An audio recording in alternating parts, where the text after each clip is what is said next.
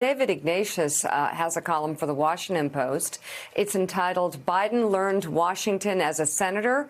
He needs a different skill set now. And David writes in part, Biden's ability to be an effective political bargainer is crucial because the stakes are so high. The country is divided, but as we emerge from the pandemic, there's broad agreement that we are at an inflection point.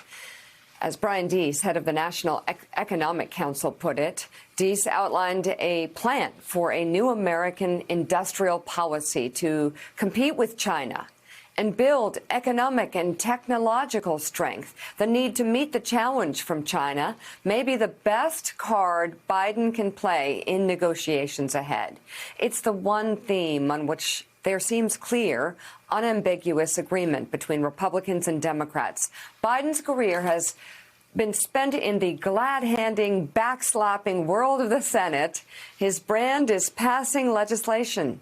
But to achieve that now, he needs the discipline to be presidential. Mike Barnicle, David Ignatius, of course, getting to the key point here that Joe Biden does, in fact, know how the Senate works, I think better than most of the people that he's going to be negotiating with, and certainly better than any of the people who are covering him, whether it's on shows like this or whether it's, in print.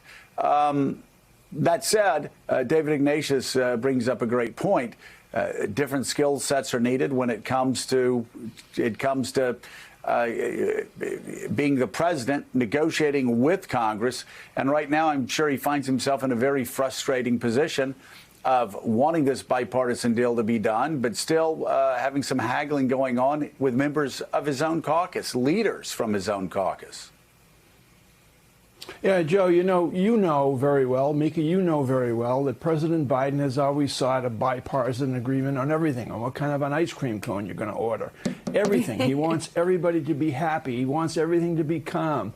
But now it's time for reality. And I think he's approaching reality from everything you hear, and Jonathan Lemire might be able to bear this out. From everything you hear, the president is insistent now on, if he can't achieve bipartisanship, then they're going to go their own way. And everything on his desk is a crisis. It doesn't come to his desk unless it's a crisis. So we're approaching a crisis on the legislation involved here, on the retrieval, on getting a vote out of the House and the Senate on infrastructure bills. But the larger issue is one you just mentioned, China.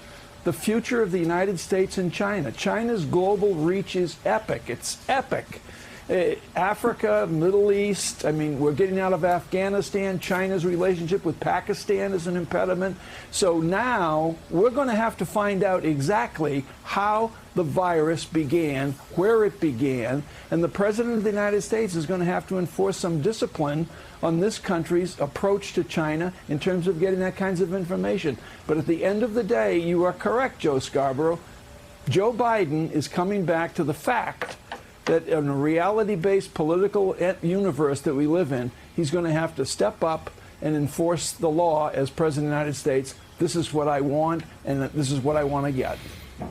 Mike, you're certainly right that the relationship with China is sort of the through line, sort of maybe one of the definitive guiding principles for this administration, where we've started hearing this early in his term, where he really talked about how he set the stakes of his term as proving that democracy can still work, that the United States needs to prove that it can work together, whether it's a bipartisan infrastructure deal or preventing things like January 6th, that it can still function as a democracy and deliver for its people as a competition to the rising autocracies throughout the globe, namely China. And everything Biden has done has sort of been shadowed by that concept, that they feel like that's the animating principle. And certainly that will mean sometimes applying foreign policy pressure. Sometimes that will mean striking a bipartisan deal, as they hope, with the hard infrastructure. And sometimes it's going to mean going alone. And we certainly still have great questions remaining facing this administration as to what it will do with voting rights, the very sort of most sacred principle of a democracy. So, but that is correctly, Joe, and as David writes in that column,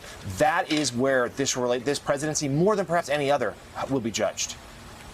Yeah, and Caddy, it is not lost on our allies across Europe, across the world, that as the United States is consumed by political chaos, as it has been for the past 5 years, which peaked, of course, on January the 6th, but even continues now with almost half of Americans believing the president wasn't legitimately elected. Maybe that's down to the 30s now.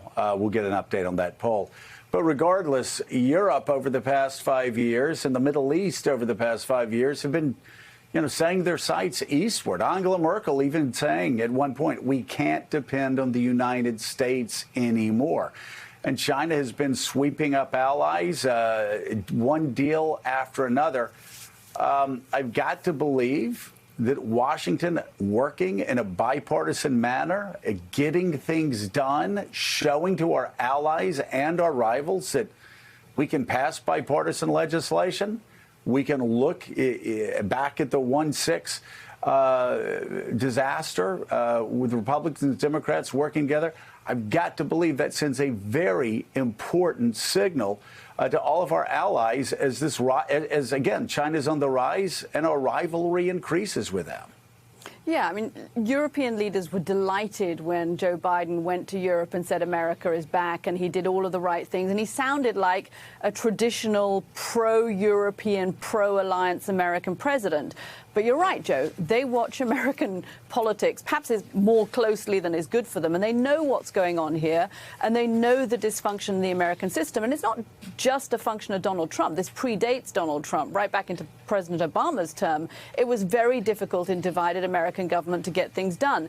They want a strong, functioning American system that is engaged in the rest of the world.